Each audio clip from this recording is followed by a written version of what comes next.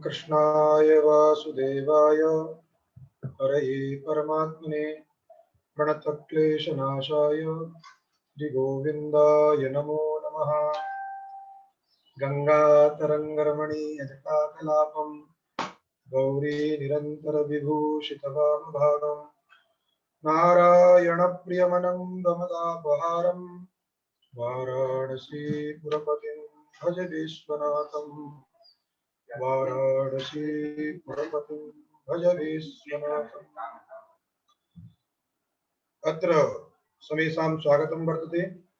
पुनः यथाक्रमं जैसा कि हम लोगों ने कल विचार किया था अच संधि के विषय में। अच संधि शब्द का तात्पर्य है अच को उद्देश्य करके होने वाले संहिता संबंधी कार्य, अर्थात जो भी संधि कार्य हो रहे हैं या तो वो अज स्थानिक हैं अथवा अज निमित्तक हैं, इसलिए इसका नाम अच संधि है। और प्रकरण में प्रथम सूत्र पढ़ा था हमने इको यणचि, जिसका व्याख्यान विस्तृत रूप से हो चुका है। पुनः स्मरण मात्र करते हुए, चूंकि यह सूत्र विधि सूत्र है, विधि सूत्र का तात्पर्य होता है जो अपूर्व का विधान करता है। अपूर्व का विधान करने का तात्पर्य हुआ जो चीज पहले से आपको ज्ञात नहीं थी, नई चीज, यण को आप नहीं जानते थे, यह सूत्र यण का विधान कर रहा है। इक के स्थान पर यण होता है, ये बात आपको ज्ञात नहीं थी, उसी बात को इन्होंने उसी बात का ज्ञान कराया। इसीलिए अपूर्व विधायकत्व है, जो किसी के द्वारा पूर्व में विधान नहीं किया गया है। अपूर्व विधायकत्व इन्होंने जिसका किसी भी अन्य माध्यम से विधान नहीं हुआ है, वही अपूर्व विधायक है। जितने भी विधि सूत्र हैं वे किसी न किसी अपूर्व का विधान करते हैं। जो विधान आपको किसी अन्य उपायांतर से नहीं हुआ है वो ये कराते हैं, इसीलिए ये विधि सूत्र है। अपूर्व ज्ञापकत्व, अपूर्व विधायकत्व। यण जो है ज्ञात नहीं है, इसलिए यण के विधायक होने के कारण यह सूत्र विधि सूत्र है। सामान्य सूत्र का अर्थ देखें, इक के स्थान पर यण होता है अच के रहने पर, संहिता के विषय में संहिता रहने पर। तो इसमें ये जो यण है ये व्यवहित अच के स्थान पर भी हो सकता है, अव्यवहित अच के स्थान पर भी हो सकता है, कहीं भी हो सकता है। इसीलिए वह व्यवहित और अव्यवहित के स्थान पर न हो, वो एक निश्चित स्थान पर हो, इसके लिए परिभाषा सूत्र बनाए। तस्मिन्निति निर्दिष्टे पूर्वस्य, तस्मिन्निति निर्दिष्टे पूर्वस्य से हमने कल जाना था कि यह दो पदों को जो है इको यणचि में भेजता है, निर्दिष्टे और पूर्वस्य। निर्दिष्टे का तात्पर्य है, निर्दिष्टे का तात्पर्य है अव्यवहिते, अर्थात ये नेम करेगा, ये बताएगा वहां कि जो यण होगा वह अव्यवहित में होगा, अव्यवहित अच के रहने पर होगा, और पूर्व यण को होगा, पूर्व इक को होगा। अर्थात ये निश्चित करेगा कि न तो यण पर को होगा न व्यवधान रहने पर होगा, अपितु पूर्व इक को होगा और अव्यवहित अच के रहने पर होगा। तो इक और अच के बीच में अव्यवधान चाहिए। अव्यवधान का तात्पर्य है कोई भी वर्ण मध्य में नहीं होना चाहिए, अर्थात अर्धमात्रा अधिक काल व्यवाय शून्य उसके अंदर होना चाहिए। अर्धमात्रा से अधिक जो काल है उस काल का व्यवधान नहीं होना चाहिए, उससे शून्य होना चाहिए। इस प्रकार की स्थिति रहने पर यह सूत्र यण करेगा, इक के स्थान पर यण होगा। उसी को हमने संस्कृत में विशेष से बताया था, अव्यवहिते सति पूर्वस्य इकः, उसी को अव्यवहिते कहिए अथवा निर्दिष्टे कहिए, तात्पर्य कहिए। निर्दिष्टे अचि पूर्वस्य इकः यण भवति। ऐसा कहने पर भी उस इक के स्थान पर अनेक यण प्राप्त थे, जैसे प्रकृति स्थल में सुधी उपास्य की स्थिति है, सुधी उपास्य में निश्चित हो जाने पर ध दकारोत्तरवर्ती जो इकार है यह ही इक पद से हमको विवक्षित है, चूंकि इससे ही अव्यवहित उत्तर में अच मिल रहा है। अतः इक और अच के मध्य में जो अव्यवधान है, अव्यवहितत्व है, वो यही इसी स्थिति में है, अन्य स्थिति में नहीं। स के उ को यदि आप इक पद से विवक्षित करते हैं तो उससे अव्यवहित अच नहीं है। यदि उपास्य के उ को इक पद से विवक्षित करते हैं तो उससे भी अव्यवहित अच नहीं है। यदि उससे अव्यवहित ध की ई को लेते हो तो वो पूर्व में हो जाएगा अच और पर में हो जाएगा इक, जबकि हमको चाहिए पूर्व में इक और पर में अच। इस प्रकार निश्चित हो जाने पर ई ही इक पद से विवक्षित है और उ जो है उपास्य का वह अच पद से विवक्षित है, तब वहां पर स्थानीय का निर्दिष्ट हो जाने पर, स्थानीय संरक्षित हो जाने पर ई ही स्थानीय है, तब यण करना चाहिए। जब यण करने चले तो एक ही ई के स्थान पर अनेक यण, यण पद को जो चार हैं य वर ल प्राप्त हुए। चार तो नहीं हो सकते हैं, एक के स्थान पर एक ही होगा। तो पुनः एक परिभाषा सूत्र आपने पढ़ा था, स्थाने अंतरतम। स्थान शब्द का अर्थ बताया था प्रसंगे, प्रसंग रहने पर। प्रसंग माने एक तरीके से ज्ञान है, बुद्धि है। आपकी यदि इस प्रकार की बुद्धि हो रही है, कुछ कार्य करना है किसी के स्थान पर, तो वहां कोई विधि जब होगी वो अंतरतम विधि होगी, अंतरतम आदेश होगा। अर्थात किसी व्यक्ति के स्थान पर यदि किसी व्यक्ति को बैठाना है तो कम से कम यह रखें कि उसमें उसके समान कुछ गुण हो। ई के स्थान पर यह को रखना है अथवा यणों को रखना है तो वहां यण में से जो उसके समानानुपूर्वी या समान गुण धर्म वाला है, अब समानानुपूर्वी तो नहीं है लेकिन समान गुण धर्म वाला जो है वही होना चाहिए। इसी बात को बताने के लिए स्थानीय अंतरतम इको यणची सूत्र में अंतरतम शब्द को पहुंचा देता है और वह अंतरतम शब्द जो प्रथमांत है वो यण के पास में जाके बैठ जाता है। इस प्रकार के सबको मिलाकर के सूत्र का अर्थ बनता था अव्यवहिते अचि पूर्वस्य इकः अंतरतमः यणादेश स्यात् संहितायाम। उसी को और हमने परिष्कृत संस्कृत में बोला था अजव्यवहित पूर्वत्व विशिष्टस्य इकः स्थाने अंतरतमः यणादेश स्यात् संहितायाम। तो जितने भी आगे आप सूत्र पढ़ेंगे उन विधि सूत्रों में ही परिभाषा सूत्रों को, अधिकार सूत्रों को, सबको ले आना है और वो एक महा लक्ष्य संस्कारक वाक्यार्थ बोध करना है, बड़ा वाक्य जैसा अभी हमने किया है। और उनका सामान्य अर्थ आप समझ लीजिए। तस्मिन्निति निर्दिष्टे पूर्वस्य प्रवृत्ति कहाँ होता है, वो निर्दिष्टे और पूर्वस्य की प्रवृत्ति कहाँ कराएगा, तो कहा कि औपश्लेषिक सप्तम्यंत पद घटिते शास्त्रे, क्योंकि तस्मिन्निति शब्द का अर्थ है औपश्लेषिक सप्तम्यंत पद, औपश्लेषिक सप्तम्यंत पद। यदि कोई सूत्र, किसी सूत्र में औपश्लेषिक सप्तम्यंत पद है तो वहां पर निर्दिष्टे और पूर्वस्य ये दो पद चले जाते हैं। जैसा कि इको यणची में अची पद औपश्लेषिक सप्तम्यंत है, इसीलिए इस सूत्र में निर्दिष्टे और पूर्वस्य ये दो पद आ जाते हैं और उसका सूत्रार्थ हो जाता है। इसलिए उसको लिखा उन्होंने सप्तमी निर्देशेन विधीयमानं कार्यं वर्णांतरेण अव्यवहितस्य पूर्वस्य बुद्धिम। सप्तमी को निर्दिष्ट करके होने वाला कार्य, सप्तमी हो गई अची, उसको निर्दिष्ट करके अर्थात उसको निमित्त मान करके, निर्दिष्ट का तात्पर्य यहाँ पे निमित्त है, तो सप्तमी को निमित्त मान करके होने वाला कार्य है यण रूप कार्य। वह यण रूप कार्य वर्णों के व्यवधान से रहित, वर्णों के व्यवधान से रहित पूर्व को कहना चाहिए, अर्थात पूर्व वर्ण को, अच से पूर्व वर्ण को कहना चाहिए।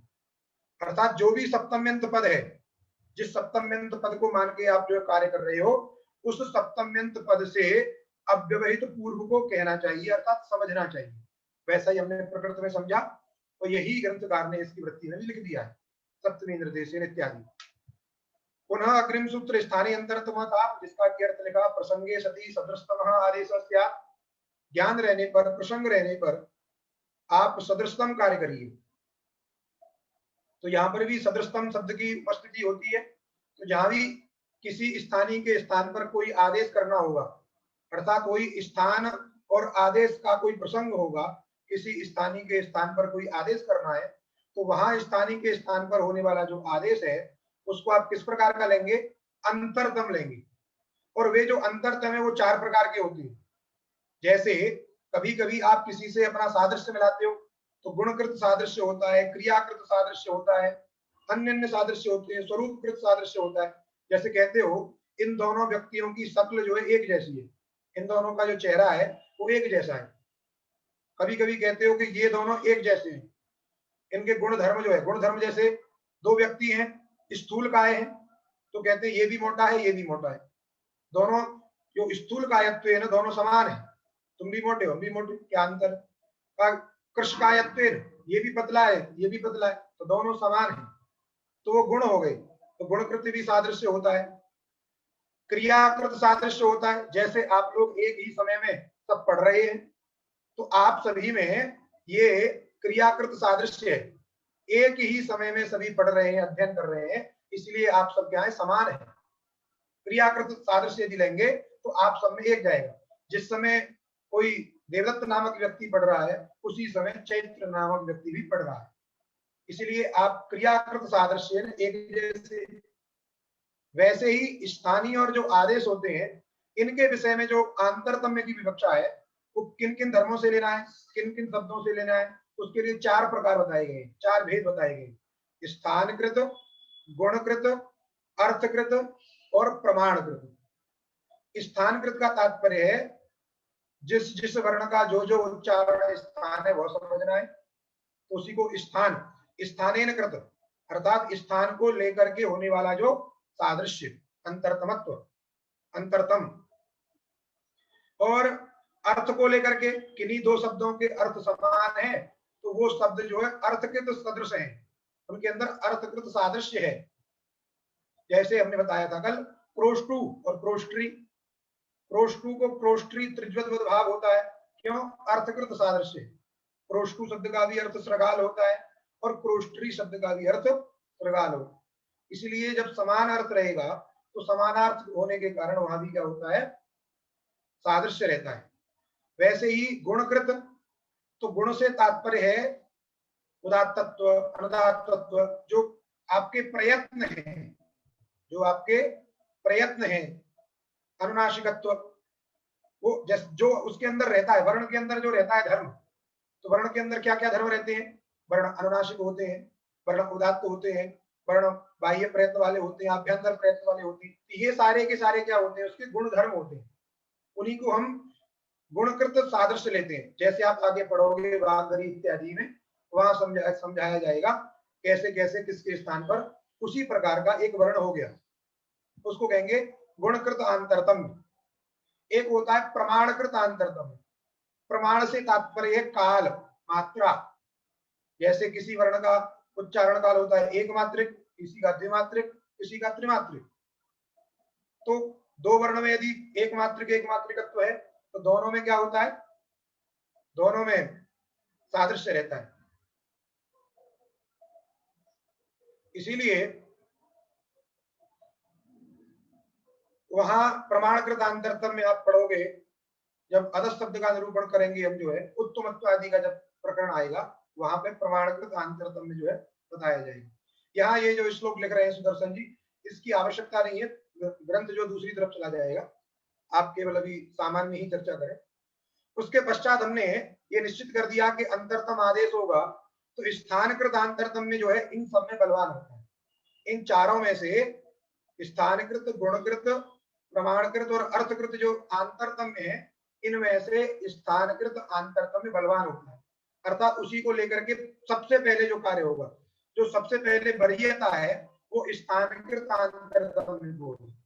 जब स्थानकृत आंतरतम में नहीं मिलता है तब जो है अन्य अन्य आंतरतम्यों पर विचार किया जाता है। तो इसलिए हमने पहले स्थानकृत आंतरतम ले लिया और मिल गया, इसलिए ई का स्थान था तालु, अर्थात इकार में एक धर्म बन गया तालु स्थान जन्यत्व, और वही यणपद बुद्ध यकार में भी तालु स्थान जन्यत्व है। अतः ई के स्थान पर यह यण हो जाता है तो स्थिति बन जाती है शोधय उपास्य, शोधय उपास्य। इस प्रकार से पुनः आगे एक सूत्र आया अनच, अनच च में अचोराभ्याम द्वे सूत्र से अनुवृत्ति आती है और उसी अनुवृत्ति इत्यादि को मान करके सूत्र का अर्थ किया है अचः परस्य, अच से उत्तर, यरः माने यर पर यर पद बोध्यस्य, यर प्रत्याहार बोध्यस्य वर्णस्य द्वित्वम भवति। द्वित्वम का तात्पर्य दुरुच्चारण। जैसे राम शब्द है, इसको द्वित्व करोगे आप तो राम राम, दुरुच्चारण हो गया। वैसे ही यहाँ पर भी द्वित्व का तात्पर्य है एक वर्ण का दो बार उच्चारण करना, वही होता है द्वित्व, दुरुच्चारणम। ये कब होता है? कहा कि जब अच से उत्तर में, उत्तर का तात्पर्य अच से परे, पूर्व में अच रहेगा, उसके बाद में यर रहेगा। अच से उत्तर में यदि यर रहेगा तो उस यर को द्वित्व होगा, अर्थात दुरुच्चारण होगा। लेकिन शर्त क्या है? इस यर के बाद में आगे अच नहीं होना चाहिए। इसको ऐसे समझिए, दो ही चीज चाहिए वहां पे, या तो आगे होगा तो हल होगा। ये अच है, ये यर है, ये हल है, तीन वर्ण है, अच यर हल। जैसे सुधय में, सु में ऊ समझिए इसको, ऊ ध य, ऊ ध य, ये हो गया अच, इससे परे यर हो गया ध, उससे आगे अच नहीं है, अपितु हल ही है य, इसलिए सूत्र का अर्थ घट गया। अच से परे यर को द्वित्व होता है यदि आगे अच परे ना हो तो। ये जो आगे है ये अच नहीं है, ये हल है, यह जो है हल प्रत्याहार में आता है, इसीलिए आगे अच परे न होने के कारण इस ध रूपी यर को द्वित्व हो जाएगा, अर्थात दुरुच्चारण। इस ध को दो बार पढ़ दीजिए, क्या हो गया? सु ध य, पुनः सु ध य उपास्य, ऐसी स्थिति बन जाती है। यही है अनचिच। अचः परस्य यरो द्वे वा स्तः न तु अचि। लेकिन जो द्वित्व होता है वो विकल्प से होता है। विकल्प का मतलब भी हमने कल समझाया था, माने कोई कार्य एक बार होगा और एक बार नहीं होगा। विकल्प माने विशिष्ट कल्प। अब विशिष्ट कल्प का तात्पर्य क्या है? एक बार दुरुच्चारण करिए, एक बार दुरुच्चारण न करिए, यही है विशिष्टता, यही विशिष्ट कल्प है, इसी का नाम विकल्प है। यद्यपि विकल्प शब्द के शास्त्र में अर्थ बताए हैं, क्वचित प्रवृत्ति, क्वचित प्रवृत्ति, क्वचित विवासा, क्वचित अन्य देव, विधेर विधानम बहुधा समीक्षा इत्यादि। वो जो बाहुल्य है वही विकल्प के रूप में भी है कहीं कहीं, यद्यपि उसको बाहुल्य शब्द से कहते हैं, लेकिन विकल्प भी क्या है? अब विधि विकल्प है, निषेध विकल्प है, उसी रूप में आएगा। अर्थतः यदि आप लेंगे उस रूप में आएगा जैसे बाहुल्य का आता है।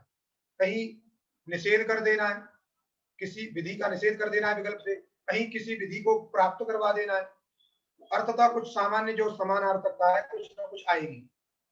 तो विकल्प का अर्थ समझिए एक बार किसी कार्य का होना और एक बार कार्य का न होना। अनुवृत्ति का अर्थ हमने पहले आपको बता दिया था अलंत्यम सूत्र में, सूत्रेषु अदृष्टम पदम, सूत्रेषु अदृष्टम इत्युक्ते सूत्रेषु अश्रुतम पदम। अश्रुतम माने अनुच्चरितम भी कह दीजिए आप, जब उच्चारण ही नहीं होगा तो अश्रुत होगा ही होगा, क्योंकि उच्चरित शब्द प्रत्यय प्रत्याय का नानुच्चरित, जब तक आप बोलोगे ही नहीं तो आपको ज्ञान नहीं होगा। इसलिए अब अनचि च में देखिए आप, अनचि च सूत्र में आपको पद दिखाई दे रहा है अनचि, न अचि अनचि, न अचि अनचि, और च दो ही पद दिखाई दे रहे हैं, लेकिन वृत्ति कितनी बड़ी लिखी है? अचः परस्य यरो द्वे वा स्तः न त्वचि। तो यहाँ पे ये वृत्ति इतनी बड़ी कैसे आ गई? तब कहते हैं कि सूत्रेषु अदृष्टम पदम, सूत्र हो गया अनचि च, उसमें अदृष्ट माने अश्रुत पद हो गया। कौन कौन? अचः, परस्य, द्वे और यरा, ये सारे पद अश्रुत हैं। उन्हीं सभी पदों को हम क्या करते हैं? अन्य अन्य सूत्रों से ले आते हैं, अनुवृत्ति कर लेते हैं। जैसे आपके पास कोई चीज नहीं होती है तो आप क्या करते हो? आपके बगल वाले से आप क्या करते हो? थोड़ा देना। जैसे परीक्षा में जाते हैं वो सारे लोग, तो अपना कोई पेंसिल है, कुछ है, रबर है, उसे मांग लेते हैं, थोड़ा दीजिए। तो वैसे ही है, इसके पास नहीं, इसने दूसरे से ले लिया, वो अनुवृत्ति आ गई। उसको इस रूप में समझ लीजिए आप। तो इन सबको मिलाकर के सूत्र का अर्थ कर दिया अचः परस्य यरो द्वे वा स्तः स्तो न त्वचि। अचोराभ्याम द्वे से अच की और द्वे की अनुवृत्ति आती है, और यरो अनुनास के अनुनास के वासे यर की आती है। तो यरो अनुनास के वासे वही अनुवृत्ति अचोर आभ्याम द्वे में भी जाती है, इसलिए हमने कह दिया था कि अचोर आभ्याम द्वे से जितना था वो सब ले आए। तात्पर्य उसको वही समझना है, क्योंकि अचोर आभ्याम द्वे में यर कहां से आएगा, तो यरो अनुनास के से आएगा, तो उसमें जो आ गया उसको आगे भी बढ़ा देना, इसलिए हमने कह दिया था अचोर आभ्याम द्वे से सबको ले आना। तो दुत्व कर दिया तो स्थिति बन गई सु ध ध य उपास्य, सु ध ध य उपास्य। पुनः आगे सूत्र आ रहा है जलाम जस झसी, जलाम षष्ट्यंत है, जस प्रथमांत है और जसी सप्तम्यंत है। तो आप स्वयं से अर्थ करिए, जो षष्ट्यंत होता है वो स्थानीय होता है, प्रथमांत जो होता है वो विधेय होता है, और सप्तम्यंत पंचम्यंत जो होता है वह निमित्त होता है, उसी को कहते हैं। और स्पष्ट करने के लिए और सरल करने के लिए ऐसा कहिए आप, जहां आपको सप्तम्यंत औपश्लेषिक सप्तम्यंत पद सुनाई दे, आप उसका अर्थ करिए परे रहते, और स्पष्ट कर लीजिए, उसका अर्थ करिए आप परे रहते। जैसे झसी पद है, तो इसका अर्थ करिए झस परे रहते। जैसे कोई अणची में अच्छी शब्द था, उसका भी अर्थ कर सकते हैं आप अच परे रहते, और सरल करने के लिए व्याख्यान जाएगा, आपको नहीं करना है तो। और जलाम में षष्ठी है, इसका अर्थ होगा स्थान, तो अर्थ करिए जलों के स्थान पर, जलों के स्थान पर जस कार्य होता है, क्योंकि प्रथमांत जो भी होता है वो विधेय होता है, अर्थात कार्य होता है, इसलिए उसको कहिए कार्य होता है, माने आदेश है वो एक रूप में, क्योंकि प्रथमांत या तो आगम है या आदेश है, तो ये आदेश के रूप में इसलिए हम सामान्य रूप से कह रहे हैं। तो जलों के स्थान पर जस कार्य होता है, झस परे रहते, सीधी सीधी बात है। जलों के स्थान पर जस कार्य होता है, झस के परे रहते, अर्थात उसी को विशिष्ट अर्थ करना है तो तस्मिन् इत्यादि लगा करके झस से अव्यवहित पूर्व झल को जशब व्यवहित पूर्वत्व विशिष्टानाम झलपद बोध्यानाम वर्णानाम स्थाने जसपद बोध्याः वर्णाः भवन्ति, ऐसा विशिष्ट अर्थ कर सकते हैं हम।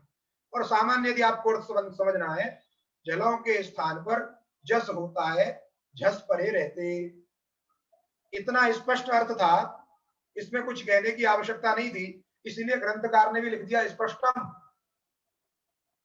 सूत्र का अर्थ स्पष्ट है, कहीं से कोई अनुवृत्ति नहीं करनी है, कहीं से कुछ नहीं करना है, षष्ट्यंत प्रथमांत समझ लेना है, इसलिए सीधा सीधा अर्थ लग जाता है। जलों के स्थान पर जस होता है, झस के परे रहते। प्रकृति स्थल जो सु ध ध य उपास्य स्थिति है, ध्यान दीजिए, झल कौन लेना है, तो प्रथम जो ध है उसको झल समझिए, प्रथम झल हो गया ध। आप कहोगे द्वितीय झ, द्वितीय ध क्यों नहीं ले रहे हैं, यदि आप कहोगे द्वितीय ध ले लेते हैं तो ले लीजिए, लेकिन हमको ये भी ध्यान रखना है कि बाद में हमको झस परे चाहिए, बाद में हमको झस परे चाहिए। तो झस प्रत्याहार में कौन कौन से वर्ण आते हैं आप देखिएगा, झवाएं इत्यादि आप झस प्रत्याहार देखोगे, जब गर्दस के साथ तक जाएगा तो उसमें यह नहीं आएगा, क्योंकि यह जो है हाइब्रिड में छूट गया है, और झस प्रत्याहार कहां से शुरू हुआ है, झभय से, हाइब्रिड में यह छूट गया, उसके बाद पंचम अक्षर आए, उसके बाद तो चतुर्थ अक्षर है। इसलिए ये ध्यान रखना है, जब चतुर्थ अक्षर से कोई प्रत्याहार शुरू हो रहा है तो निश्चित हो गया ना उसमें अच आने, ना उसमें हय वरला आने, और ना उसमें पंचम अक्षर आने। बिंदास आप बोल सकते हो इसमें पंचम अक्षर नहीं आएगा या नहीं आएगा। ऐसे ही जब झस कह रहे हैं तो उसमें निश्चित है कि यह नहीं आएगा, जब यह नहीं आएगा इसलिए द्वितीय धकार को हम झल पद से नहीं ले सकते हैं। अतः हमने क्या लिया, प्रथम जो ध है उसको झल पद से लिया, तो प्रथम ध हो गया झल, उससे परे कौन हो गया, द्वितीय धकार जो है वो झस हो गया।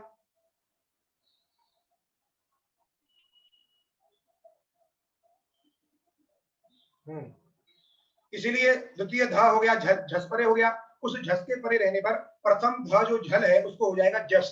ध्यान दीजिए, झल में कितने वर्ण आते हैं, झल जो प्रत्याहार है वह झवय के झ से लेकर के हल्के ला तक चतुर्थ, तृतीय, द्वितीय, प्रथम और स श श ह, ये इतने सारे वर्ण आते हैं। और जो आदेश है जस, उस जस में कौन से आते हैं, तो जस में तृतीय अक्षर आते हैं, ज ब ग ड़ द, ये आती है। तो ध्यान दीजिए सीधा सीधा समझने के लिए, जब भी झलों को जस करना होगा तो जस में केवल तृतीय अक्षर आते हैं। तो जिस वर्ग का जो अक्षर झल के रूप में प्रयोग में प्रयुक्त हो उसके स्थान पर वर्ग का तृतीय अक्षर कर देना है। जैसे प्रकृत स्थल में सु ध ध उपास में वर्ग त वर्ग का चतुर्थ अक्षर है झल ध, उसके स्थान पर त वर्ग का ही तृतीय अक्षर कर देना है द, क्योंकि ज ब ग ड़ द। कैसे कर देना है? तो वही स्थानीय अंतरतम, स्थान कृतांतरतम में मिलाइए। स्थान कृतांतरतम में कैसे मिलाएंगे? तो पहले स्थानीय का क्या स्थान है, तो स्थानीय ध, उसमें क्या बैठा हुआ है? दंत स्थान जन्यत्व बैठा है, अर्थात वो दंत से पैदा होता है, दंत वर्ण, दंत्य वर्ण है वो। तो वैसे ही जस पद से बोध्य ज ब ग ड़ द, इन पांच में से दंत्य वर्ण कौन है? तो आप समझेंगे द ही है और कोई दूसरा नहीं। इसलिए हमने कहा कि जब भी झलों को जस करना हो तो जिसके स्थान पर करना है उस वर्ग का तृतीय अक्षर कर दीजिए। तो ध के स्थान पर करना है तो ध चूंकि त वर्ग में आता है इसलिए त वर्ग का तृतीय अक्षर आपने कर दिया ध के स्थान पर द, वो भी कर दीजिए। यहाँ पे क्यों करते हैं? तो उसमें सूत्र है स्थानीय अंतरतम। ये कोई मन से नहीं कहेगा कि हम जो भी चाहे वो भी कर देंगे, स्थानीय अंतरतम सूत्र लगा करके करना पड़ता है, क्योंकि यहाँ भी प्रसंग है। एक स्थानीय के स्थान पर कई सारे आदेश प्राप्त हैं, 5 के 5 प्राप्त है, तो 5 में से कौन हो? तो का अंतरतम हो। अंतरतम के लिए क्या करेंगे आप? वही स्थानकृत गुणकृत इत्यादि लेंगे, उनमें से भी सबसे वरीय कौन है? वरीयान आपका स्थानकृत है, इसलिए स्थानकृत अंतरतम में लेने से यहाँ पर क्या होगा? ध के स्थान पर द ही होगा, तो बन जाएगा सु द ध य, सु द ध य उपास्य। अब पुनः आगे सूत्र है, इसलिए उन्होंने लिखा इति पूर्व धकारस्य दकारः, अनेन सूत्रेण पूर्व धकारस्य सुदधय उपास्यति स्थले पूर्व धकारस्य दकारः अर्थात सुदधय उपास्य इति जाते, ऐसी स्थिति बन गई है। पुनः अग्रिम सूत्र है संयोगान्तस्य लोपः, संयोगान्तस्य लोपः। वृत्ति लिख रहे हैं संयोगान्तम यत्पदम, संयोगान्तम यत्पदम तदन्तस्य लोपः स्यात्। संयोगांत जो पद होता है, संयोगांत पद क्या माने? तो संयोग पहले क्या होगा? तो हलो अनंतराः संयोगः, अजवी अव्यवहिता हलः संयोग संज्ञका स्युः। अचों के व्यवधान से रहित हल वर्णों की संयोग संज्ञा होती है। जैसे सु द ध य, ये स्थिति है। इन तीनों के तीनों वर्णों में कोई अच नहीं है, न ध के बाद में अच है न ध के बाद में अच है, इसलिए ये तीनों के तीनों वर्ण कैसे हैं? अचों के व्यवधान से रहित हैं। जब अचों के व्यवधान से रहित हैं तो ये क्या है? संयोग है। द का ध के साथ में संयोग है, ध का य के साथ में संयोग है। संयोग यद्यपि अनेक लोगों का भी होता है, जैसे इस मुट्ठी में अनेक अंगुलियों का संयोग है, तो संयोग एक से अधिक में होगा ये तो निश्चित है, दो में होगा, दो से अधिक में होगा, लेकिन प्रकृत में आपको क्या लेना है? दो दो में संयोग लेना है। किसमें लेना है? संयोग संज्ञा यहाँ पे दो दो की ही होती है, ये समझ लीजिए। तो द की ध के साथ में संयोग संज्ञा है, ध की य के साथ में संयोग संज्ञा है। ये प्रकरण अलग है, क्यों होती है, क्या क्यों करनी चाहिए, लेकिन आप समझ लीजिए संयोग है। तो अचों के व्यवधान से रहित हल वर्णों की संयोग संज्ञा हो गई, अतः संयोगांत पद हो गया। संयोग है अंत में जिसके ऐसा जो पद, संयोग है अंत में जिसके ऐसा पद। अब पद कैसे है? क्योंकि यहाँ पे समास हुआ है, सुधवी उपास्य इति शुद्ध। जब समास करते हैं तो विभक्ति का लुक हो जाता है और अंतर्वर्तनी विभक्ति मान करके वो पद रहता है। अब ये क्या होती है ये आप केवल सुने रहिए, लेकिन आप मानिए पद भी है। यहाँ विभक्ति थी, सुधी शब्द से विस विभक्ति थी, उसका लोप हो गया है, लेकिन ये क्या है? पद है। आप पद मानिए इसको। और संयोग इस पद के अंत में है, क्योंकि द और य का संयोग है, द और य, ध और य का संयोग है, इसलिए संयोग है अंत में जिसके, ऐसा जो पद उसको बोलेंगे संयोगांत पद। तो ये जो सु द ध य, ये जो पद है ये संयोगांत पद है। इस पद के अंत में संयोग है, ध और य का संयोग है, क्योंकि उनके मध्य में किसी भी अजवर्ण का व्यवधान नहीं है, इसलिए संयोग रहने पर संयोगांत पद हो गया। अतः संयोगांत पद होने पर क्या होता है, का लोप होता है। संयोगांत पद होने पर क्या होता है, लोप होता है। अभी हम इसमें वृत्ति में अंत्यस्य को छोड़ दे रहे हैं। इसमें लिखा है संयोगांतम यत् पदम तदंतस्य लोप। अभी तदंत पद को छोड़ करके अर्थ कर रहे हैं, क्योंकि सूत्र में तो केवल इतना ही लिखा है संयोगांतस्य लोप, संयोगांतस्य लोप। संयोगांत का लोप होता है, पद का इसमें अधिकार है, पद आ जाता है पदस्य का, उस पद में संयोगांत विशेषण हो जाता है, तो संयोगांत से ऐसा हो जाता है संयोगांतस्य लोप, अर्थात संयोगांत पद का लोप होता है। तो संयोगांत पद कौन हो गया, पूरा का पूरा सु द ध य, क्योंकि संयोगांत पद का अर्थ है संयोग है अंत में जिसके, ऐसा पद। तो ऐसा पद हुआ सु द ध य, इस पूरे के पूरे पद का लोप प्राप्त हुआ।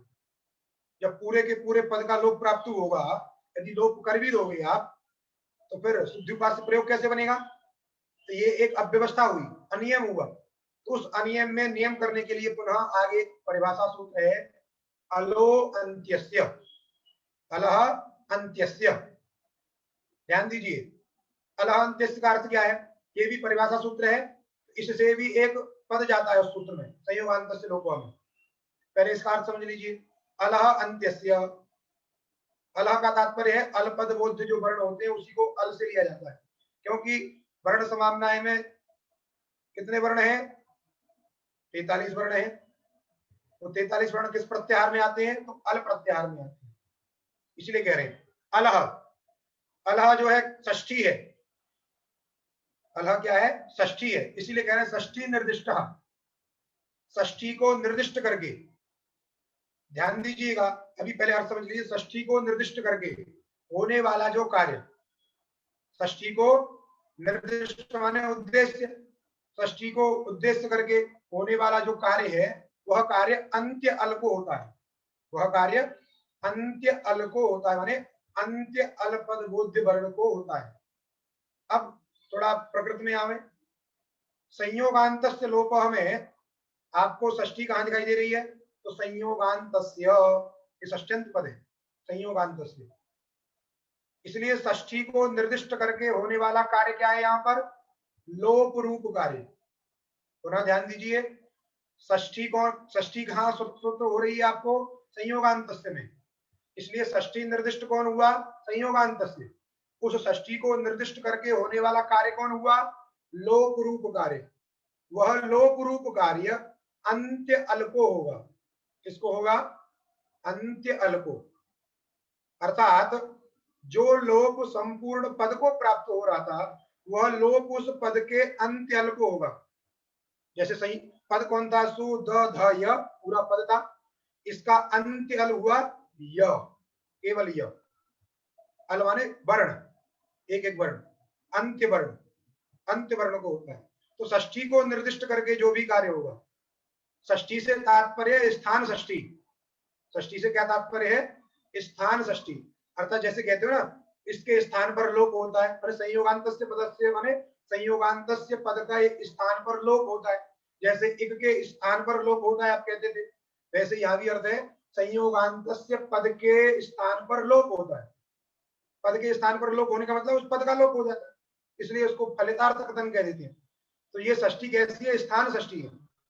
तो इसीलिए अलवंत्य सूत्र की जो प्रवृत्ति होती है वह भी स्थान षष्ठी को लेकर के ही होती है, अर्थात जिन जिन सूत्रों में स्थान षष्ठी श्रुत होती है और वहां यदि कार्य पूरे पद को प्राप्त हो तो यह सूत्र क्या करेगा, वहां अंत्य और अल ये दो पद पहुंचा देगा, अंत्य से अल, अर्थात वह कार्य अंत्य अल के स्थान पर होगा। जैसे प्रकृत सूत्र में संयोगांतस्य लोप में इसने अंत्यस्य को पहुंचा दिया, अर्थात वह कार्य यण रूप जो कार्य, लोप रूप जो कार्य है वह अंत्य अल के स्थान पर होगा। इसलिए वृत्तिकार ने वृत्ति लिखी थी संयोगांतम यत् पदम तदंतस्य। अब वो जो अंतस्य आया है तदंतस्य, वो अंत जो है इसी सूत्र से आया है, अलोन्त्य से सूत्र की सहायता से ही उसमें अंत्यस्य आया है, वो कहीं अलग से नहीं आया है। इस सूत्र ने उसमें क्या किया है, अंत्यस्थ पद को बैठा दिया, इसलिए उसका अर्थ हो जाता है संयोगांतम यत् पदम तदंतस्य लोपः स्यात्। संयोगांत जो पद उसके अंत का लोप होता है। जैसे प्रकृति स्थल में संयोगांत पद हो गया सु द ध य, ये पद हुआ संयोगांत पद। इस संयोगांत पद का अंत हो गया य, उस य का लोप होगा, अर्थात जो संपूर्ण पद का लोप प्राप्त था वह इदानीं किसके स्थान पर होगा, अंत्य के स्थान पर होगा, य के स्थान पर होगा, अर्थात य का लोप होगा। ये इस सूत्र ने बताया, इसलिए इसकी वृत्ति लिखी षष्ठी निर्दिष्ट अंत्यस्य अलह आदेशस्य। षष्ठी को निर्दिष्ट करके होने वाला जो आदेश है, जो कार्य है, जो विधेय है, वह अंत्य अल के स्थान पर होता है, अर्थात अंत्य वर्ण के स्थान पर होता है। ये परिभाषा सूत्र है। इस परिभाषा सूत्र से विधि सूत्र में क्या कर दिया, अंत्य शब्द को पहुंचा दिए, अंत्यस्य की उपस्थिति करा दी, इसलिए उसका अर्थ हो गया तदंत्यस्य तदंतस्य इत्यादि। इति यलोपे प्राप्ते, इस प्रकार क्या हुआ, सु द ध य में यकार का लोप प्राप्त हुआ। अब यदि यकार का लोप कर दें, भाई आपने सूत्र बनाया तो लोप करना चाहिए, लेकिन लोप यदि कर देंगे तो शुद्धिपात से प्रयोग फिर नहीं बनेगा, क्योंकि यह घटित प्रयोग है वो, इसलिए पुनः हमको कुछ विवेचना करनी पड़ेगी। तो विवेचना के रूप में वार्तिककार ने वार्तिक लिख दिया यणः प्रतिषेधो वाच्य, यणः प्रतिषेधो वाच्य। यणः माने यण का प्रतिषेध कहना चाहिए, अर्थात यण स्थानिक जो भी आदेश है, तो यण स्थानिक आदेश क्या है यहाँ पे, लोप रूप कार्य। यण को जो कार्य प्राप्त था उसका प्रतिषेध हो वक्तव्य वाच्य, उसका प्रतिषेध कहना चाहिए। तो यण को प्राप्त था लोप रूप कार्य, उस लोप रूप कार्य का हमने क्या कर दिया, प्रतिषेध कर दिया, अर्थात लोप नहीं किया। लोप जब नहीं करेंगे तो उन वर्णों को बस मिला देना है। मिलाने का मतलब क्या है, उनको यदि आप हलंत हलंत लिखोगे सु द ध य उ, अब अज से हीन जो वर्ण है वो मिल जाते हैं, जैसे यह जो है अज से हीन है, तो जहां भी उसको अच मिलेगा वो उसके साथ में चिपक जाएगा जा, तो यह जो ऊ से जाके मिल गया, इसीलिए यू हो गया वो। और द को लिखने की परंपरा में द ध जब होते हैं उनकी लिखने की परंपरा कुछ उस तरह की जैसा लिखा गया है, द के नीचे आधा ध लिख देते हैं, तो क्या बन गया, शुद्ध्यु, क्या बन गया, शुद्ध्युपास्य। इस प्रकार का प्रयोग आपका बनता है, शुद्ध्युपास्य। यदि आप इनको अलग अलग भी लिखेंगे हलंत नीचे लगा करके सु द ध य उपास्य, तब भी ये सही है, तब भी ये सही है, लेकिन लिपि में लिखने की परंपरा ऐसी ज्यादा जगह बड़ी हो जाती है, छोटे में लिख दिया इनको पास पास करके, बन गया शुद्ध्युपास्य। अब बीच में पुनः स्मरण करिए, अनचिचा सूत्र में उस ध को द्वित्व किया था, ध को द्वित्व किया था ध ध, और उसी ध को फिर जस्त हो गया था द। अब जब अनचिचा सूत्र जो है द्वित्व नहीं करेगा तो एक ही ध रहेगा, सु ध य उपास्य। स्मरण करिए, अनचिचा सूत्र से ध को विकल्प से द्वित्व हुआ था, तो जब एक बार द्वित्व हुआ तो दो ध हो गए, और उसमें से एक ध को द होकर के शुद्धिपास्य प्रयोग बन गया। अब जब वह सूत्र द्वित्व नहीं करेगा तो एक ही धा है आपके पास में, सु ध य उपास्य। जब एक ही धा है तो जलाम जस झसी सूत्र की प्रवृत्ति नहीं होगी, क्यों, झल से उत्तर में आपको झस नहीं मिलेगी। यदि झल से आप ध ले लोगे तो उससे उत्तर में जस झस नहीं है, क्योंकि यह जो है झस में नहीं आता है, अतः वहां पर जलाम जस झसी सूत्र की भी प्रवृत्ति नहीं होगी।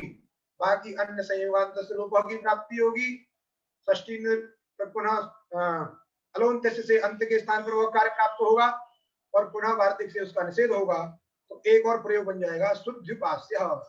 इस प्रकार आपके दो प्रयोग बन गए, एक दो धकार घटित अर्थात जिसमें एक धकार को दकार हो जाता है, शुद्ध्युपास्य ऐसा प्रयोग बन गया। और एक प्रयोग बन गया एक धकार और यकार से विशिष्ट शुद्ध्युपास्य। तो आप अपने ग्रंथ में देखिए, यणः प्रतिषेधो वाच्य के बाद में लिखा है शुद्ध्युपास्य, उसमें द के नीचे ध लिखा है, य के साथ में उ मिला के लिखा है। इस प्रकार का हो गया। ये दो धकार घटित जब विकल्प से दुत्व हो गया, और जब नहीं होगा तो एक ही धकार रहेगा शुद्ध्युपास्य। अब इसको आप एक सामान्य दृष्टि से देख लीजिए। नीचे जो टिप्पणी लिखी है 1 नंबर पे, उस टिप्पणी को आप देखिए, वहां पे लिखा है, पढ़ रहा हूं मैं, आप लोग वहां भी देखिए। सुधी उपास्य इति स्थिते, पूरा स्मरण करा रहे हैं, सुधी उपास्य इति स्थिते तस्मिन्निति निर्दिष्टे पूर्वस्य स्थाने अंतरतम इति सूत्रद्वय सहकारेण, इन दो सूत्रों की सहायता से इको यणचि इति सूत्रेण धकारेकारस्य अर्थात धकारोत्तरवर्ती ईकारस्य यकारे सति, यकारे कृते सति, जोड़ दीजिए। उन्होंने पूरा एक वाक्य में लिख दिया है इसको, लेकिन आप बीच में तोड़ तोड़ के कर सकते हैं इसको।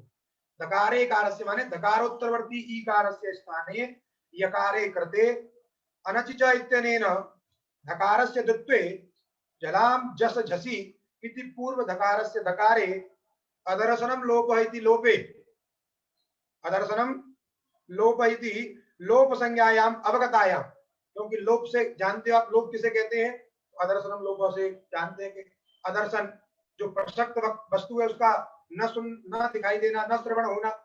जैसे जब यदि यह काम लोप करेंगे तो यह चला जाएगा वहां से, यह का श्रवण नहीं होगा। यद्यपि यहाँ पे निषेध हो जाता है, लेकिन यदि यह का लोप होगा तो वो श्रुत नहीं होगा फिर। तो इन्होंने लिखा अदर्शनम लोप इति लोप संज्ञायाम अवगतायाम, लोप संज्ञा को जान गई है, अवगत हो गई है वो। अलोन्त्यस्य इत्येतत् सहकारेण, इस अलोन्त्य सूत्र की सहायता से संयोगान्तस्य लोपः इत्यनेन यकारस्य लोपे प्राप्ते, अलोन्त्य सूत्र की सहायता से संयोगांत लोप सूत्र के द्वारा यकार का लोप प्राप्त हुआ। अब क्या किया, यणः प्रतिषेधो वाच्येति तन्निषेधे, यणः प्रतिषेधो वाच्य वार्तिक के द्वारा उसका निषेध कर दिया गया। वर्ण सम्मेलने च कृते, वर्णों को सम्मेलन कर दिया, जो थोड़े दूर दूर आपको दिखाई दे रहे थे उनको थोड़ा जोड़ दिया, सम्मेलन कर दिया, संवेद कर दिया उनको। वर्ण सम्मेलन करते का तात्पर्य कोई सूत्र नहीं है ये, न कोई परिभाषा है ये, न ये परिभाषा है, न कोई सूत्र है। जैसे कोई चंपक पुष्पक न्याय नहीं होता है, कोई पूछ रहा था चंपक पुष्पक न्याय क्या होता है, जब एंगा पदांतति का प्रयोग आएगा तब बताएंगे। ये कोई न्याय फैय नहीं है, ये आपको समझाने के लिए लिपि है लिखने की। वैसे ही वर्ण सम्मेलन करते का तात्पर्य है उनको इकट्ठे करके लिख दिया है, वही वर्ण सम्मेलन करते। शुद्ध्युपास्य सिद्धम, शुद्ध्युपास्य प्रयोग सिद्ध हो गया। द्वित्वा भावे, स्मरण करा रहे हैं, जब अनचिच से द्वित्व नहीं हुआ तो द्वित्वा भावे शुद्ध्युपास्य इति, ये दो प्रयोग सिद्ध हो गए, शुद्ध्युपास्य और शुद्ध्युपास्य। अस्य पंडित ही आराधनीय इत्यर्थ, पंडितों के द्वारा जो आराधनीय होता है, पूज्य होता है, शुद्ध भी उपास्य, विद्वानों के द्वारा जो उपासनीय होता है, आराधनीय होता है, उसको बोलते हैं शुद्ध्युपास्य। शुद्ध्युपास्य कौन है, तो जो ब्रह्म है, परमात्मा है, वह शुद्ध्युपास्य है। अर्थात विद्वान लोग किसकी उपासना करते हैं, परमात्मा की उपासना करते हैं, इसलिए वह परमात्मा क्या है, शुद्ध्युपास्य है। इसलिए एक प्रयोग आपका बन गया, ई घटित ये प्रयोग था। अब इक में 4 के प्रयोग देंगे, ई उ री री क्रम से देने वाले हैं, इसीलिए यण के भी चारों के चारों उदाहरण हो जाएंगे, य व र ल क्रम से। जैसे अग्रिम उदाहरण है आपका, ऊपर लिखा है मध्वरी, क्या लिखा है, मध्वरी। मध्वरी शब्द का अर्थ देखिए, 2 नंबर टिप्पणी में लिखा है, मधु दैत्य शत्रु भगवान विष्णु। मधुकैटभ जो 2 हुए थे, उसमें जो मधु नाम का दैत्य था, मधुकैटभ 2 मारे, माता जी ने उनका संहार किया था, लेकिन वो उन मधु जो दैत्य था उसके शत्रु कौन है, भगवान विष्णु है। विष्णु कर्ण मलोद्भूत, दुर्गा सप्तती में आता है, भगवान विष्णु के कर्ण के मैल से हुए थे, विष्णु कर्ण मलोद्भूत। इस प्रकार उस मधु नामक शत्रु दैत्य के जो शत्रु हैं, मधु नामक जो राक्षस है, उस राक्षस के जो शत्रु हैं, ऐसे भगवान विष्णु। अब इसमें भी देखिए, यहाँ भी मधो अरि मध्वरी समास है। मधु नामक जो दैत्य उसके अरि माने शत्रु। अब यहाँ भी इनको अलग अलग करके कैसे इसमें जड़ हुआ, तो मधु अरि जैसे शुद्धि उपास्य वैसे ही मधु अरि। अब यहाँ भी वही इक्विवेलेंसी से यण करिए। जैसे अव्यवहित पूर्व यण को, पूर्व एक को यण होता है, अंतरतम यण होता है संहिता रहने पर।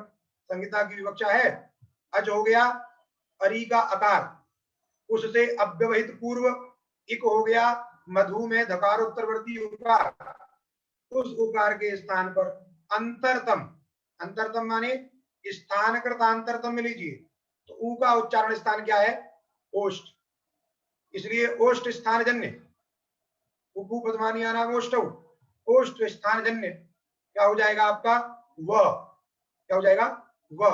आपको हो गए वह में तो और भी अधिक है, वकार से दंतो दंतोष्टम, वकार में तो दांत भी लगते हैं, तो का अधिकम प्रविष्टम नत्त धानिकरम।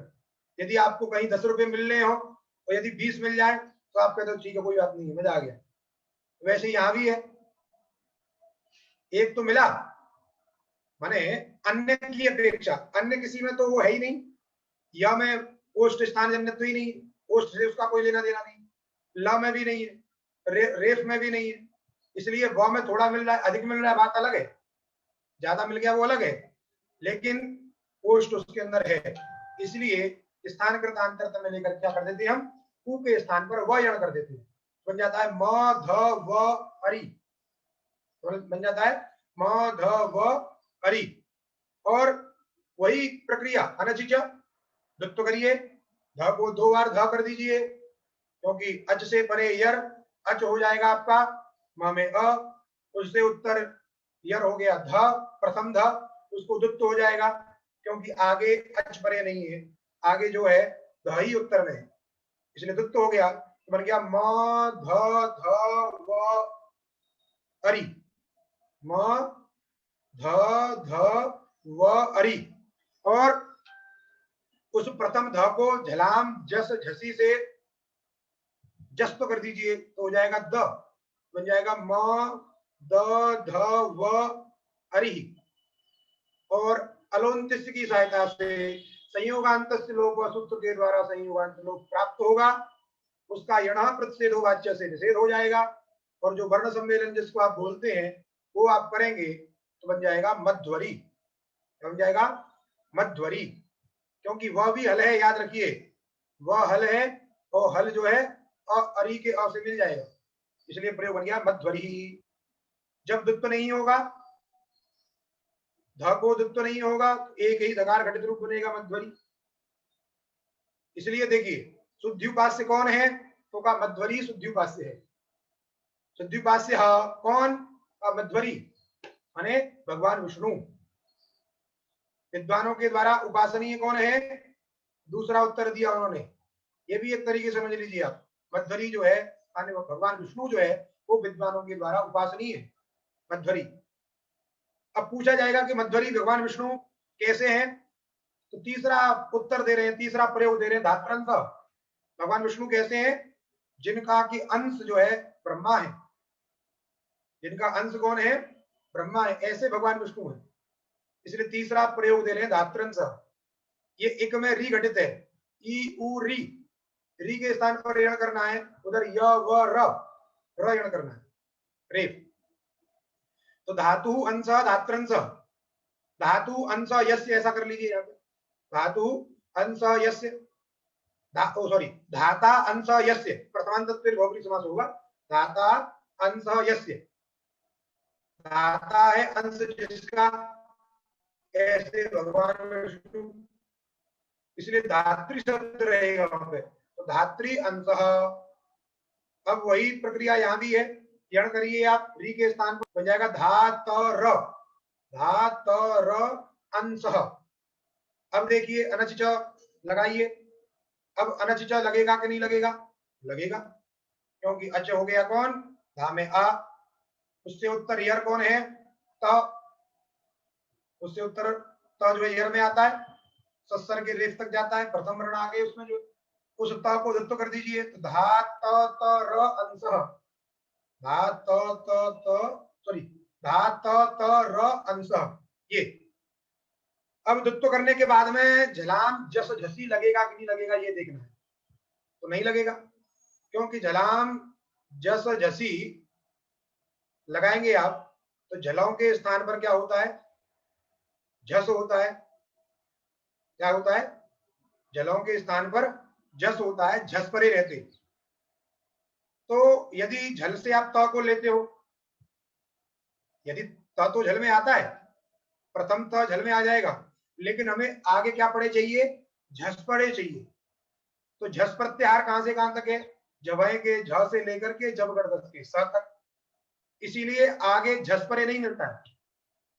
झस परे न मिलने के कारण इसमें त को जो है जस नहीं होता है, क्योंकि झलाम जस झसी, झलों को जस होता है झस परे रहते, तो झस परे नहीं है, क्योंकि तकार झस में नहीं आता है। जैसे वहां धकार आ रहा था, वैसे तकार यहाँ नहीं आ रहा, इसीलिए जलाम जस जस की प्रवृत्ति नहीं होगी, तो दो त ही रहेंगे इसमें, धा त र अंश। अब अलोन्त की सहायता से संयोगांत लोप सूत्र के द्वारा लोप प्राप्त हुआ और उसका यण प्रतिषेध वाच्य से निषेध हो गया और वर्ण सम्मेलन कर दिया, तो मिला दिया, बन गया धात्रंसः। तो जो भगवान विष्णु वो कैसे हैं, तो कहा उनका जो धाता हमारे ब्रह्मा है वो अंश है उनके, क्योंकि उनके नाभि कमल से ब्रह्मा पैदा हुए थे, इसलिए ब्रह्मा जी उनके अंश हैं, इसलिए कह दिया धात्रंसः। वैसे ही उनका स्वरूप कुछ बताइए। वैसे कह देते हैं लाकृति, लरी के समान आकृति, लेकिन ऐसा कुछ नहीं है, वो ये अलग प्रयोग है, स्वतंत्र प्रयोग है। लरी घटित हमको प्रयोग बताना है, एक में चारों के चारों प्रयोग दे रहे हैं, जड़ के भी चारों उदाहरण दे रहे हैं, इसलिए लरी के स्थान पर भी एक उदाहरण दे रहे हैं। लरी आकृति, लरी रिव आकृति, लरी रिव आकृति यस्य, ऐसा कुछ कर सकते हैं आप समास। समास करने के बाद में लरी आकृति ये स्थिति होगी, जैसे सुधी धनुपास जिसको आप बोलते हो, वैसे लरी आकृति। तो वहां पर भी सूत्रद्वय सहकारेण तस्मिन्निति स्थाने अंतरतम इति सूत्रद्वय सहकारेण इको यणचि सूत्र के द्वारा आप लरी के स्थान पर करिए यण ल। अब ध्यान दीजिए, यहां पर पूरा का पूरा जो लरी है वही स्थानीय है, लरी, उस पूरे लरी के स्थान पर क्या हो गया, द्वितीय यण हो गया, बन गया ल, बन गया ल और आकृति, ल और आकृति। अब यहाँ पे आगे कोई सूत्र लगने वाला नहीं, अनचिचा लगेगा नहीं, क्योंकि अज से परे यर को दित्व होता है, स्थिति नहीं है यहाँ पे, क्योंकि उस ल से पहले कोई है ही नहीं, लरी एक ही वर्ण था, उसी वर्ण के स्थान पर ल यण हो गया है, उससे पूर्व में कोई अजादि वर्ण है ही नहीं, इसलिए यहाँ पर अनचिचा सूत्र की प्रवृत्ति नहीं होगी, अनचिचा की प्रवृत्ति नहीं होगी। उसी तरह जलाम जैसे की प्रवृत्ति नहीं होगी। जब दो चीज है ही नहीं है, जब दो चीज ही नहीं है, एक ही वर्ण है ल आकृति, तो संयोगांत इत्यादि लोप ही नहीं प्राप्त है, संयोग, क्योंकि संयोगांत पद का लोप होता है, तो यहाँ पर संयोग संज्ञा ही नहीं है, क्योंकि अचों के व्यवधान से रहित हल वर्णों की संयोग संज्ञा है। यहाँ पे एक ही वर्ण है ल, एक ही वर्ण है ल, इसलिए संयोग संज्ञा भी नहीं होगी, तो संयोगांत लोप भी प्राप्त नहीं होगा। जब संयोगांत लोप नहीं प्राप्त होगा तो यण प्रत्ययों का प्रसंग ही नहीं है, इसलिए बहुत छोटे में ये प्रयोग बन गया आपका, ल आकृति मिला दीजिए लाकृति, ल धन आकृति मिला दिया तो बन गया लाकृति। इस प्रकार आपके चार प्रयोग बन गए, शुद्धिपास्य, मध्वरि, धात्रंस और लाकृति। देखिए धात्रंस का इन्होंने टिप्पणीकार ने अर्थ लिख दिया है ब्रह्मणो भाग, हमने दूसरे तरीके से इनकी व्याख्या कर दी थी, इनको आप अलग अलग करना चाहते हैं तो अलग अलग कर सकते हैं। हमने भगवान विष्णु से जोड़ के इसको बना दिया था, धाता अंश यस्य, ऐसा बहुब्री समास कर दिया था। यदि षष्ठी समास आप करोगे तो उसका अर्थ हो जाएगा धातु अंश, धातु माने ब्रह्मा के षष्ठी का रूप बनेगा धातु, ब्रह्मा का जो भाग, ब्रह्म भाग, ब्रह्मा का जो अंश, उसको कहेंगे ब्रह्मणो भाग।